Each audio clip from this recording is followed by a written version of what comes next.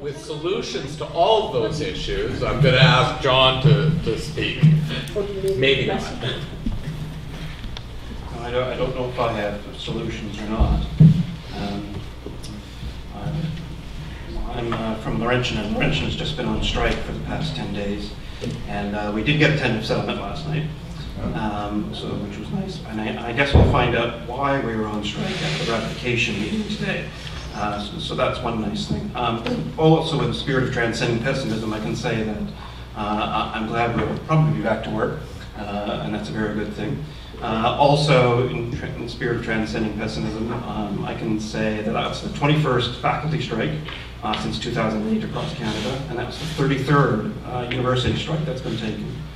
And I think in comparison to what's currently happening in Britain and Australia, from what I hear of colleagues there, it is at least a sign of optimism that faculty and students across Canada are trying to stand up for post-secondary education in a number of ways, and I think that's very positive.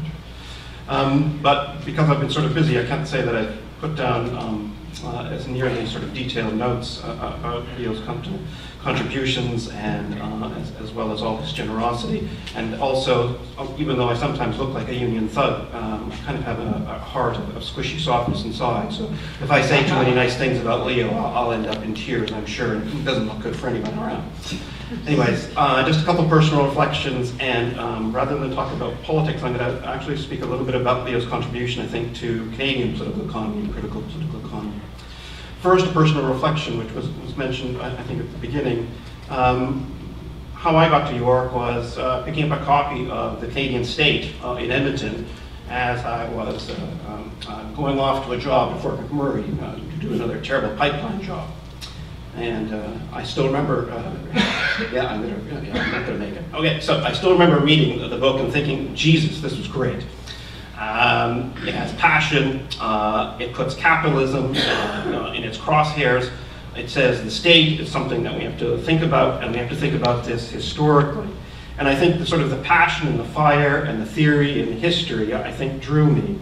And I immediately wrote a letter saying, I have to come and work with you. And I sent a horrible, terrible long paper, which I think, if I did take a look at it the other day, would really be embarrassing, and I don't think would get me into any graduate program whatsoever. But Leo then sent a letter, which I remember reading in a basement apartment in Hanna, Alberta, saying, this is great, you've got to come join the program.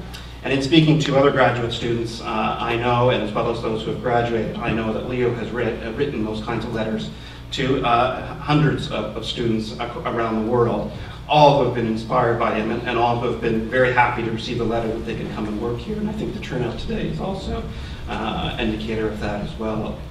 And so I'd like to really thank him for the kind of inspiration and the personal generosity that he's extended to me and to many others.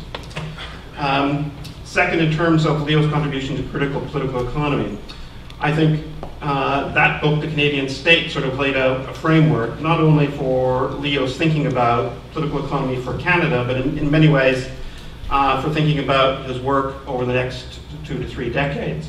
It looked at how states have been actively involved in building and supporting and extending capitalism. It looked very critically about how business has been very closely tied to governments around the world, as well as to Canadian governments. And I think he really drove the point home, and has continued to drive the point home, about how important it is for government to try and sell and legitimize capitalism as a part of a common good, and how it's so important, I think, for the left to try to undermine that, and to criticize it, and to analyze it, and to show that there are much better alternative public policy options, and a much better way to think about democracy more generally. I think in terms of this, I think the Making of Global Capitalism that he and Sam Gindin most recently wrote, I think really demonstrates this well. And looking at my notes yesterday, very briefly, I'm still struck about the depth and the extent and understanding that Leo shows about how the United States, that Leo and Sam show, about the depth that the United States has been in building capitalism on a world scale over the past 2 centuries. It details trade agreements. It details how financial arrangements and new financial institutions have been set up. It details the nature of negotiations that have taken place between the United States Treasury Department and those around the world. It It details how governments have had to work to try and create a global financial architecture. And I think in looking at the detail and the scope and the history, I think it's simply a stunning work that I think many more of us have to follow. But in looking at Canadian political economy today, I think there haven't been enough who have sort of taken that work and begun to run with it. And I have to say that I think that's a bit of a shame, but I also think in terms of transcending pessimism, I think it's a very good place to start. Looking at, for example, how tax structures have been rejigged to allow corporations to leverage themselves up and use debt as a way of operating on a standard basis. We still don't know very much about how the financial architecture has been structured for investment banks and American investment banks to come and operate during the 1980s and 1990s, were constructed with government support to foster and coordinate with the United States in terms of the expansion of investment banks. We still don't know enough about how multinational corporations, both American and Canadian as well as international, have also been rejigged in terms of the new kinds of financial engineering. But all of those, I think, are sort of critical tools that capitalism has used now over the past 2 decades. And Leo has provided a real insight into how that's happening internationally. But I think if we're going to begin to sort of transcend and begin to sort of tackle how capitalism operates today in Canada, as well as in many other countries, I think it would be good to begin to sort of follow up on many of those points of investigation and real points of interest that Leo and Sam have been able to dig out and begin to really give us a better comprehension of how they continually work. The second big thing I would say in terms of Canadian political economy, and I think more work needs to be done, and I think how Leo has led the way, is I think his book with Donald Swartz called The Assault on Trade Union Freedoms. And I think it was one of the first in the 1990s to really detail the way that law and legal reform of states have been used to overturn labor rights and to also limit the ability of how unions actually operate, and also how they can bargain, but also how they can take strikes. And it was one of the first, if you look back, perhaps the only other person I can think of at that time was Kim Moody and some of the people working out of labor notes out of Detroit, Michigan, were really beginning to sort of say that, look, it's not just about what's happening in terms of trade agreements, it's really not just about what's happening to global capital, it's also about what governments are doing to their labor laws and employment regulations, which is going to completely overturn the nature of the balance of power between capital and labor. And I think Leo and Don were amongst the first to really sort of put their finger on the pulse of that. But in terms of retrospect now, the debate has widened, and it's now an international debate, as Chris has pointed out. Everyone is looking around to say, well, what exactly has happened to labor law? What has actually happened to employment policy? What has happened to employment regulations? And Leo Bosco, as well as Chris Howell, Lucio Baccaro, Kathleen Thielen, just to name a few off the top of my head, I begin to sort of point out that it's not about just direct reforms to labor laws that actually are key to how labor markets are being transformed to the advantage of business and the elite, but also how, in many cases, employment regulations are actually not being enforced, or how businesses are not made to pay any penalty for breaking labor laws. New research is also showing that it's also about how you make minor reforms to whether or not temporary contracts are used and can be used more widely across national economies. You make changes in terms of how self-employment is or is not recognized. So, for example, one of the reasons why union density has declined so very rapidly is that across almost all of these private service sectors, as well as in much manufacturing today, workers are increasingly on self-employment contracts with great advantages to firms.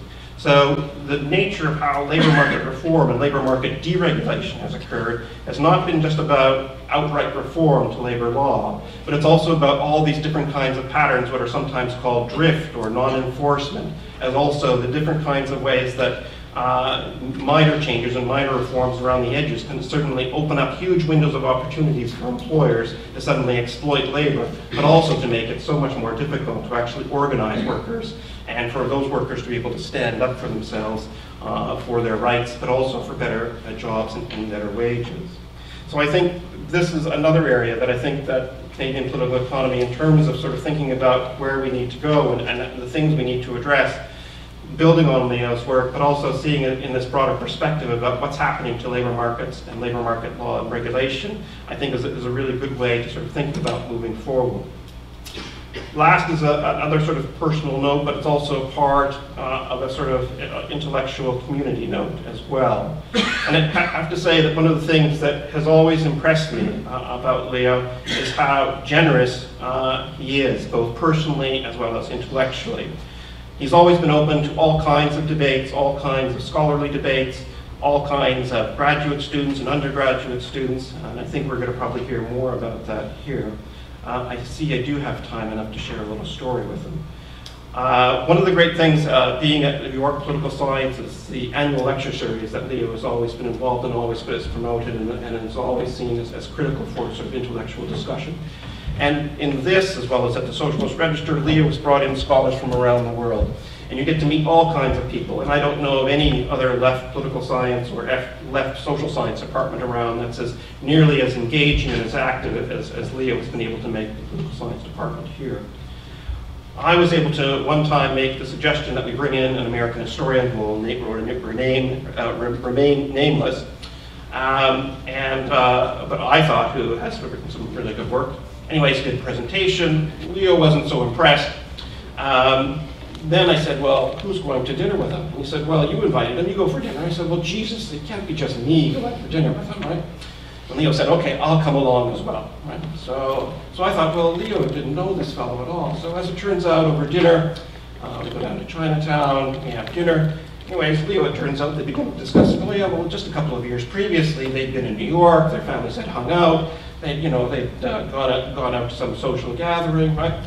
And then Leo and the historian, they get into it over Quebec nationalism and some obscure point about Quebec nationalism. And they argue for about half an hour about this, about whether or not this contributes to the left more broadly in Canada. Afterwards, after the dinner, Leo's grumbling and, oh, okay, I'll say he's cursing as well, right? And he's saying, you know, like blah, blah, blah, so and so, right? Okay, so I thought, well, I guess that didn't go so well. Obviously, that wasn't such a great one, right? Anyways, it wasn't so much as a year later that same scholar was in the Socialist Register. And that should tell you something about both Leo's intellectual rapacity and willingness to argue and wanting to engage, but also how, at the same time, the kinds of generosity that he also keeps deep down in his soul and is always there. And it's not just about the sort of generosity to other kinds of arguments that he doesn't agree with.